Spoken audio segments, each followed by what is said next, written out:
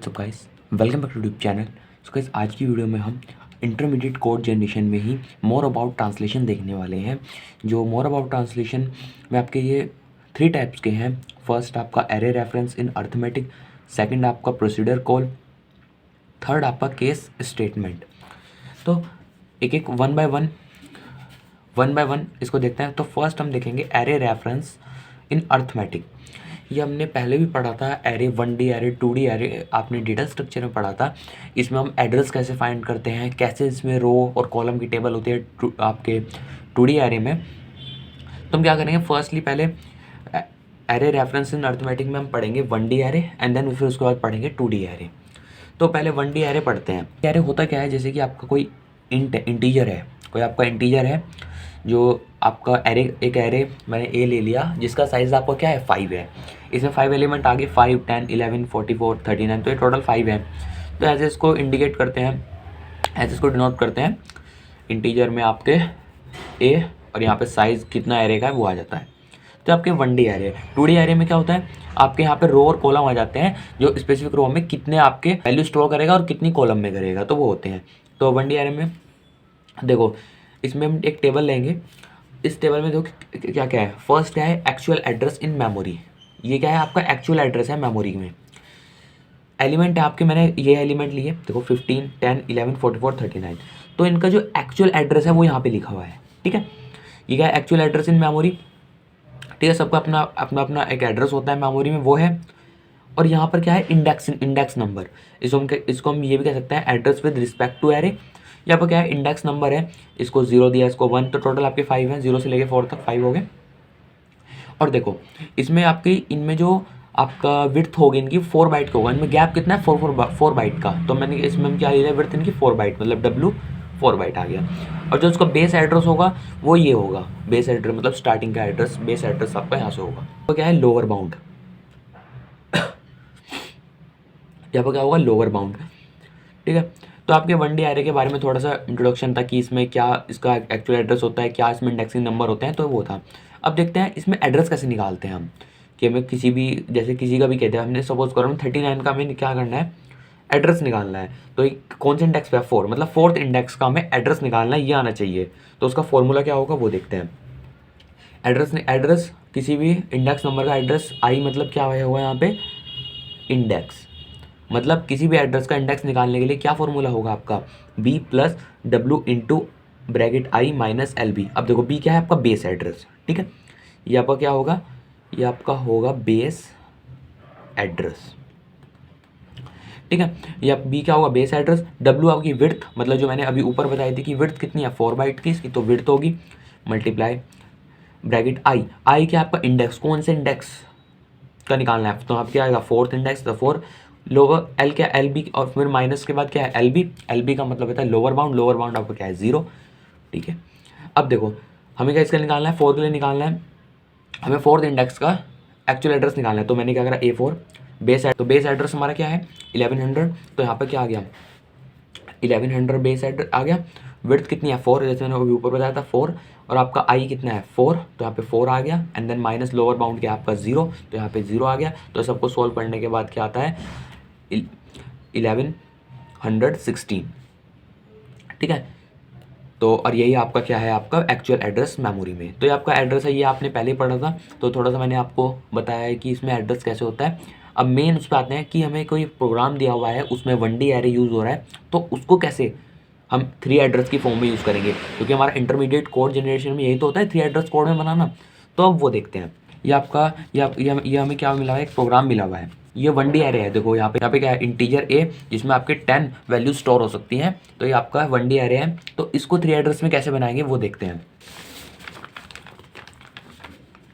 So guys, इसको करने से पहले यदि आपने हमारी जो प्रोग्राम से 3 एड्रेस कैसे बनाते हैं वो नहीं देखा, तो आपको ये समझ आने में थोड़ा आपको प्रॉब्लम, वो वाली वीडियो देख लीजिए, तो आपको ईजिली समझ आएगा। वैसे मैं इसमें बताऊँगा कि कैसे कैसे चेंज होता है, तो आप देखो। फर्स्टली हम क्या करते हैं, 3 एड्रेस में करने के लिए, फर्स्टली हम 3 एड्रेस में करने के लिए नंबरिंग गेट लेते हैं, 1 2 3 4 5 6 7 8 9 10 तक गेट लिया मैंने, जिससे हमें किसी भी स्टेप पे जाने में ईजी होता है। तो अब देखो इंट आई इंट ए और आपका 10। तो ये क्या है, ये आपके डिक्लेरेशन है, इनका यूज़ नहीं होता। ठीक है, अब हम कहाँ से स्टार्ट करें, आई इजिकल टू 1, तो आई इजिकल टू 1, ये तो आपका सेम ही आएगा क्योंकि 3 एड्रेस की फॉर्म में कोई इसमें प्रॉब्लम नहीं है। ठीक है, और इसके बाद आपका क्या आएगा, इसके बाद आता है आपका वाइल। अब यहाँ पे क्या है, लूप लग गया। अब आपको पता है लूप लगने पे क्या करते हैं हम, 3 एड्रेस में इफ़ वाली कंडीशन, लूप लगने पे हम क्या करते हैं, 3 एड्रेस में इफ़ वाली कंडीशन आती है। तो यहाँ पे क्या आएगा, इफ़ कंडीशन कौन सी है, आई लेस देन है 10 से। ठीक है, देन गो टू, किस स्टेप पे जाएगा। अब ये मतलब जो ये है कंडीशन, ये किस में ट्रू होएगी, किसी में तो होगी ट्रू ये। जैसे आपका ये जब ये लूप के अंदर आएगा, वैल्यू इस लूप के अंदर आएगी, तो वही सारा प्रोसेस किस स्टेप में करेगा, वो स्टेप यहाँ पे आएगा। अब थर्ड इफ़ है तो एल्स वाला केस भी आएगा। एल्स वाले केस को हम गो टू में लिखते हैं कि नेक्स्ट, यदि ऐसा नहीं होएगा तो किस केसेस में जाएगा। ठीक है, अब फोर्थ देखते हैं। अब हमारा फोर्थ एम्प्टी होगा तो ये किस स्टेप पे आ गया, फोर्थ स्टेप पे आ गया। अब फोर्थ स्टेप में इसमें क्या है, ए आई। अब यहाँ से ध्यान से समझना, ये तो आपका प्रीवियस वाली था कि प्रोग्राम को 3 एड्रेस में ऐसे करते हैं। अब यहाँ पे देखो क्या है, ए आई इक्वल 0। इसको करने से पहले मुझे क्या है, आई की वैल्यू फाइंड करनी पड़ेगी। यहाँ पे आई की वैल्यू अपने फॉर्मूले से फाइंड करेंगे। जैसे मैंने फॉर्मूला बताया था, फॉर्मूला क्या था हमारा, देखो फॉर्मूला क्या था, ए आई, फॉर्मूला क्या था, ए आई इक्वल बी, मतलब आपका क्या था, बी बेस एड्रेस। और ये आपका सिस्टम जनरेट करता है, मतलब इसमें हमें नोट नहीं करते, इसमें हम या तो आपको यदि आपको एग्जाम में या तो गिवन होती है वैल्यू, या फिर आपको सिस्टम ऑटोमेटिक जनरेट करता है, तो इसको हम इग्नोर ही करते हैं। प्लस डब्ल्यू, विड्थ आपको पता ही है 4 थी, हमने जो 4 ली थी अभी, into I minus L B. L B lower bound आपको पता है 0 ही है, आई तो आपको ऐसे ही रहेगा, तो 4 इंटू आई, यहाँ से ए आई की वैल्यू क्या है, 4 इंटू आई। तो इसको हम कैसे लिखेंगे, इसमें इसको हम ऐसे भी लिख सकते हैं, T1 इक्वल 4 इंटू आई। ठीक है, अब 3 एड्रेस की फॉर्म में कैसे हो गया है, T I equal to 4 into I, जो भी आया। अब इसके बाद क्या है, आई इक्वल, इसके बाद ये वाली कंडीशन है, तो यहाँ पे क्या आ जाएगा, ए T1 इक्वल 0। ठीक है, इसके बाद क्या है, I equal I plus 1, A T I equal 0 हो गया। अब इसके बाद क्या है, I equal to I plus 1, तो ये तो आपका 3 एड्रेस में ही है, I equal to I plus 1 same आ जाएगा। देन फिर बाद यहाँ पे क्या होता है, कंप्लीट हो जाता है। तो कंप्लीट होने के बाद कहाँ पर जाएगा, इस स्टेप पे जाएगा, मतलब ये कंडीशन कहाँ पे, 2 पे, तो यहाँ पे क्या आएगा, गो टू आपका 2। ठीक है, और ये आपका सारा कंप्लीट हो जाता है। फिर यदि इस लूप में ना जाकर यहाँ पर 11 आ जाता है तो ये कंप्लीट हो जाएगा, मतलब 10 तक इसने कर लिया तो 11 आने पे कंप्लीट हो जाएगा, इसमें तो जाना नहीं। तो एल्स वाले केस किस पे जाएगा, 8th पे, 8th आपका एम्प्टी है, तो यहाँ पे क्या हो जाएगा, स्टॉप। तो यहाँ पर इस जो आपका प्रोग्राम है, इसकी हेल्प से मैंने 3 एड्रेस में इसको बना लिया, और ये तो आपके यूजलेस हो गए पॉइंट, तो इनको 8 तक ही आएगा। सो गाइस, यदि किसी को समझ नहीं आया तो वीडियो को पॉज करके दोबारा देखना, आपको ईजिली समझ आ जाएगा।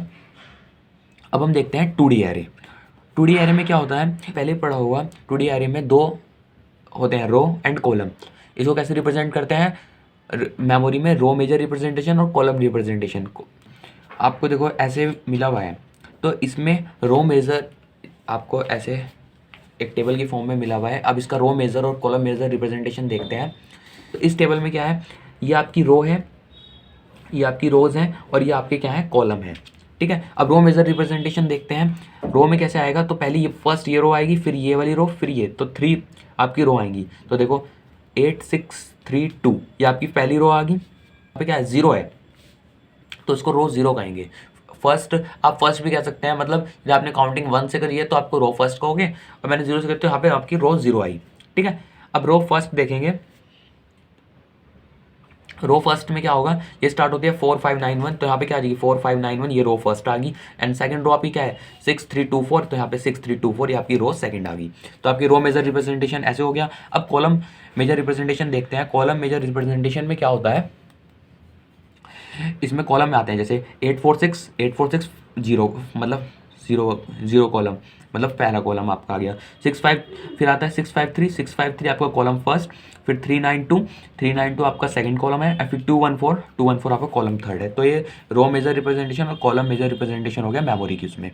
अब इसका जैसे हमने ये एरे का एड्रेस निकालने का फॉर्मूला देखा था, ऐसे ही हम 2D एरे में रो और कॉलम निकालने का फॉर्मूला देखते हैं।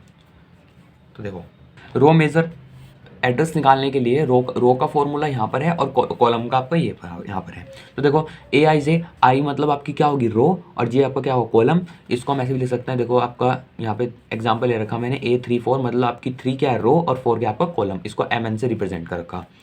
ठीक है, अब देखो फर्स्ट क्या आता है इसमें बेस एड्रेस, जैसे 1D में होता है same base address plus W मतलब विड्थ, आपकी विड्थ जैसे प्रीवियस थी ऐसे इसमें भी फोल्ड लेंगे हम। बेस एड्रेस मैंने एज्यूम कर लेंगे कोई भी अभी जब एग्जांपल लेंगे, एंड देन फिर इनटू एन आपका क्या है इसमें जो आपका ये वाला एन मतलब कॉलम वाला एन, ये आपका एन आ गया, इनटू किससे आई, जो आपका आई ये है ये वाला आई जो हमें फाइंड करना है वो वाला, एंड देन माइनस LR मतलब लोअर बाउंड रो का। ठीक है, और फिर जे माइनस लोअर बाउंड कॉलम का। दोनों क्या है जीरो हैं, टेबल में देखो लोअर बाउंड कॉलम का और लोअर बाउंड रो का दोनों क्या है जीरो हैं, तो यहाँ पे जीरो आ गया। वही टेबल है जो मैंने अभी एग्जांपल में आपको रो मेजर और कॉलम मेजर रिप्रेजेंटेशन में बताई थी। तो इनका lower column and lower bound आपका रो का 0 0 है। ठीक है, अब एग्जांपल लेते हैं, हमें 1 2 निकालना है इसका एड्रेस, तो first row and second column का।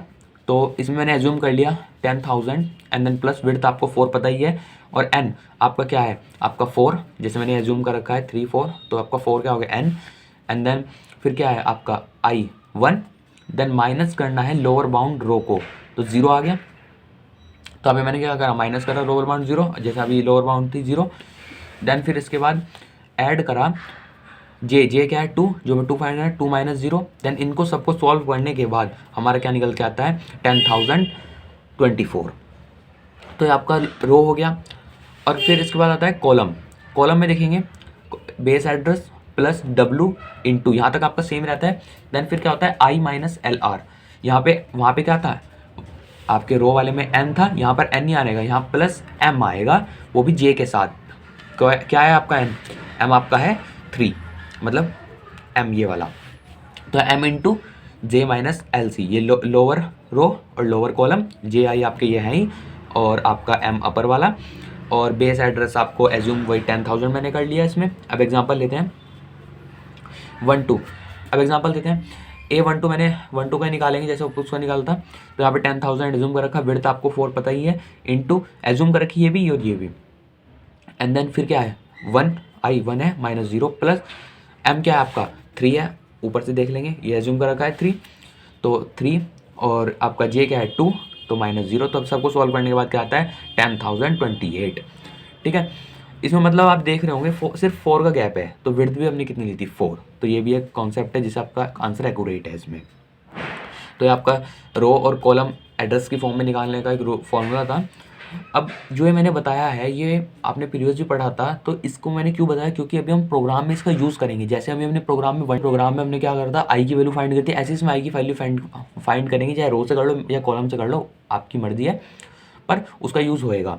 तो ये आपकी वही टेबल थी रो इंडेक्सिंग कॉलम इंडेक्सिंग की। तो अब इसका भी एक प्रोग्राम देखते हैं और उसका फिर 3 एड्रेस की फॉर्म में बनाते हैं, तो वो देखते हैं। एक मैंने प्रोग्राम ले लिया जो ए आपका MN मतलब रो और कॉलम दिए हुए हैं, तो ये 2D की फॉर्म में है, तो इसको हमें क्या करना है 3 एड्रेस की फॉर्म में बनाना है। तो देखते हैं वो 3 एड्रेस की फॉर्म में बनाते हैं। पहले मैं क्या करता हूँ नंबरिंग ले लेते हैं जिससे हम किसी भी स्टेप पे इजीली जा सकते हैं। फर्स्ट क्या है ये आपके क्या है डिक्लेरेशन है, इसका आपका 3 एड्रेस में कोई यूज़ नहीं होगा, I = 0। ठीक है, 3 एड्रेस की फॉर्म में कोई दिक्कत नहीं। फिर क्या आपकी क्या आ गई कंडीशन आ गई वाइल की लूप में, तो यहाँ पे क्या होगा इफ़ यदि I <= 10 से देन गो टू, हमें अभी पता नहीं है किस स्टेप पे जाएगा, कोई बात नहीं। देन यहाँ पे एल्स वाला केसेस भी लिख लेते हैं, तो किस पे जाएगा 4th पे जाएगा, पता लग गया, तो यहाँ पे 4 आ गया। देन अब इसमें क्या है AI = 1 के, तो पहले आई की वैल्यू फाइंड करेंगे यहाँ से कि आई की वैल्यू क्या आएगी AI की। तो AI की निकालने के लिए मैंने रो वाला फॉर्मूला लगाया, वही रो वाला फॉर्मूला क्या है बेस एड्रेस प्लस 4 मतलब 4 आपकी विड्थ तो मान ली, एंड देन फिर क्या है 10 आपका क्या होगा यहाँ पर आपका जो हमने MN लिया था ना, तो उसमें जो आपका N होता है वो मैंने क्या करा इसमें 10 है, देखो यहाँ पर देखो MN था, M और N दोनों 10 है, तो यहाँ पे रो वाले में क्या होता है यहाँ पर N आता है, N into I minus lower bound row plus I minus lower bound column, तो ये फॉर्मूला होता है ना। तो यहाँ पे N क्या है आपका 10, तो मैंने 10 ले लिया। देन फिर इसके बाद आई तो हमें पता ही नहीं, लोअर बाउंड में 0 है, वही प्रीवियस एग्जांपल लिया जिसमें लोअर बाउंड और अपर बाउंड 0 0 पे थे, एंड देन प्लस आई ये भी 0। तो सबको सॉल्व करने के बाद यहाँ पे आप देख सकते हैं 10i प्लस आई तो 11i हो जाता है, तो यहाँ पे 44i आता है। बेस एड्रेस तो आपको पता ही है, आपका सिस्टम जनरेटेड होता है।